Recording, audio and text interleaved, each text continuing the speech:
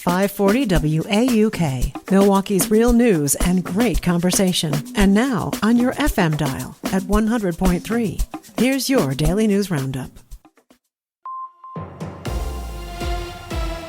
For Civic Media News, I'm Connie Fellman. Authorities say there were no fatalities from yesterday's tornado in the Fox Valley, but a suspected lightning strike did kill a worker in Whitewater.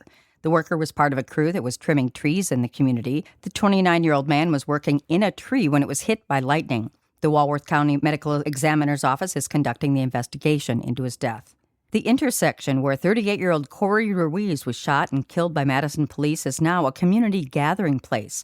Community members mourning his death have filled the area with flowers, candles, handwritten notes, and art in his memory. Ruiz has a lengthy list of misdemeanor convictions and long struggled with homelessness and mental health issues before he was shot and killed by one of 4 officers attempting to detain him while he was carrying a knife. The Wisconsin Department of Justice Division of Criminal Investigation is looking into his death as a homicide. Meanwhile, Madison city leaders are dealing with neighborhood concerns around the makeshift memorial site. District 6 Alder Davey Mayer says he has received more than 100 complaints from residents since the intersection where the shooting occurred has been closed. City services such as trash collection have been affected. Mayer says city leaders are trying to work out a solution to the problem. Wisconsin health officials report more than 100 cases of cyclospora amid the growing national outbreak of the parasitic infection. Most of the 105 cases in the state have been linked to international travel. 4 more states have been linked to the outbreak. The Washington Post reports the CDC is now connecting cases from Illinois,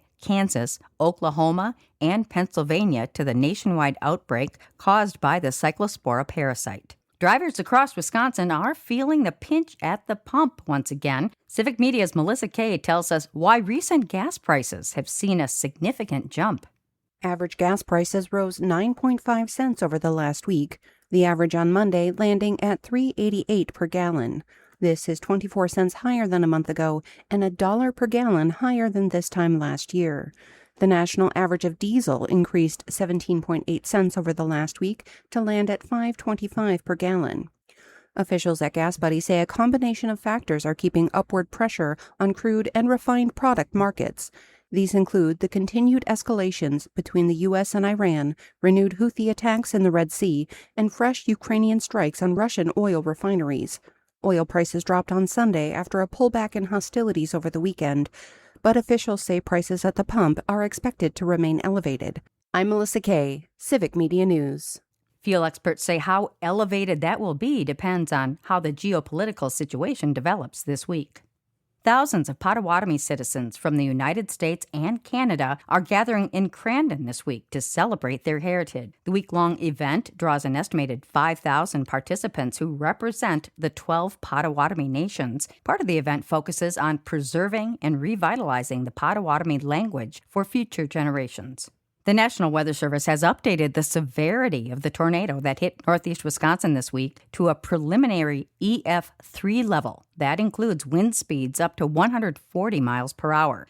They say the funnel cloud developed 2 miles northwest of Appleton and tracked south into Fox Crossing and Menasha before dissipating over Lake Winnebago around 2:22 p.m. on Monday. The National Weather Service has updated the severity of the tornado that hit northeast Wisconsin this week to a preliminary EF3 level. That includes wind speeds up to 140 miles per hour. They say the funnel cloud developed 2 miles northwest of Appleton and tracked south into Fox Crossing and Menasha before dissipating over Lake Winnebago around 2:22 p.m. on Monday. After that twister left a path of destruction throughout northeast Wisconsin, communities are coming together to help out those impacted by storm damage. If you'd like to donate your time, expertise, or supplies, Volunteer Fox Cities is coordinating efforts to help storm victims at the former UW-Oshkosh Fox Cities campus. They're looking for donations of food, water, and emergency supplies, as well as enlisting people for cleanup and recovery. Find more information on how you can help at volunteerfoxcities.org. Several area businesses are also collecting things like hygiene items, diapers, batteries, and portable phone chargers to help out the victims. Dairy Air Brewing in Seymour, Kalan Skin and Wellness in Appleton, and Coons RV in Swamico are just a few businesses collecting donations for relief efforts. The Wisconsin Department of Natural Resources is warning pet owners to be extra careful after a hunting dog was killed by wolves over the weekend in the western part of our state. Here's Civic Media's James Kelly. According to agency officials, the U.S. Department of Agriculture Wildlife Services confirmed wolves were responsible for killing a hunting dog in the town of Wilson on Saturday. The DNR is reminding dog owners to exercise caution in wolf-occupied areas and that those conflicts are more common during bear training and hunting season. I'm James Kelly for Civic Media News. You can find more information on wolf depredation on the DNR's website. And that's your state news update. I'm Connie Fellman for Civic Media News.